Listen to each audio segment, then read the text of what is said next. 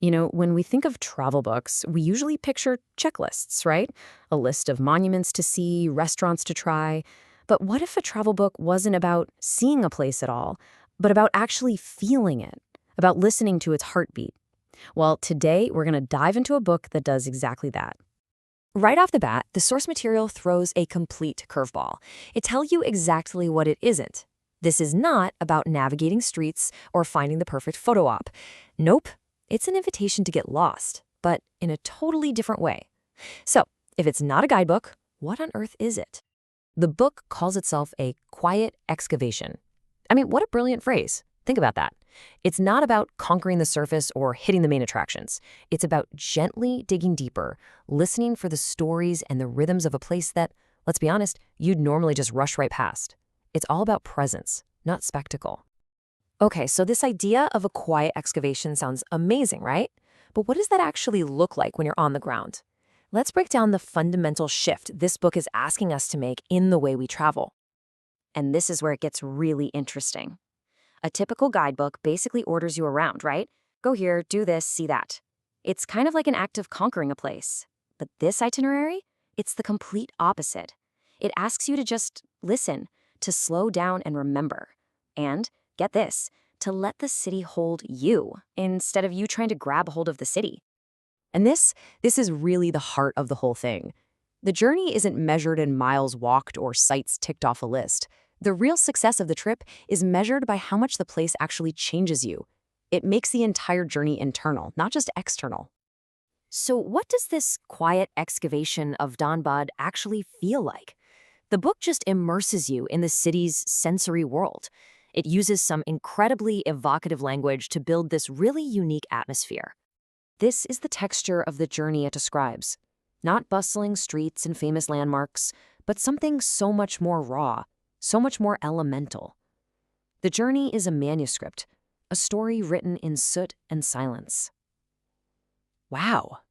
So this journey is really shaped by three key things. First up, soot. Now, that's a direct nod to Dhanbad's identity as a coal city. But we're not talking about just industrial grime here. The book treats it like poetry. It's part of the story. And then you've got steam. You can almost feel it, right? That warmth, that energy of a city that is literally breathing, rising right up from the earth and its industry. And finally, silence. And this isn't just the absence of noise. It's a character in and of itself. It's that powerful pause between the clang of coal wagons, the stillness you find in the most unexpected moments. It's the quiet that makes you really listen. So where do you find this manuscript of soot and silence? Well, it's not in the museums or the big tourist spots. It's found in the everyday pulse of the city, in places that whisper these incredible stories of resilience and life. I mean, just look at this list. It's a journey through the totally ordinary and, at the same time, the totally profound. You're moving from the clang of industry to the sacred quiet of a temple, from the eerie, almost spooky hush of Jharia's burning coal fields to the pure joy of kids laughing in a schoolyard. And finally, that shared stillness over a cup of tea at dusk. This is where the city's real heart beats. And that's really the whole point, isn't it? You're not a tourist being told a story about Dhanbad. By walking through these spaces, by truly listening, you start to become part of its rhythm. You're sharing in its life, not just watching from the sidelines. So when you boil it all down, the whole book is really just an invitation, a very direct and personal one, asking you to engage with the world in a much more meaningful way. This table just lays it out so perfectly. The book is asking us to make a trade. It's saying, hey, instead of just giving me your fleeting attention, I want your arrival.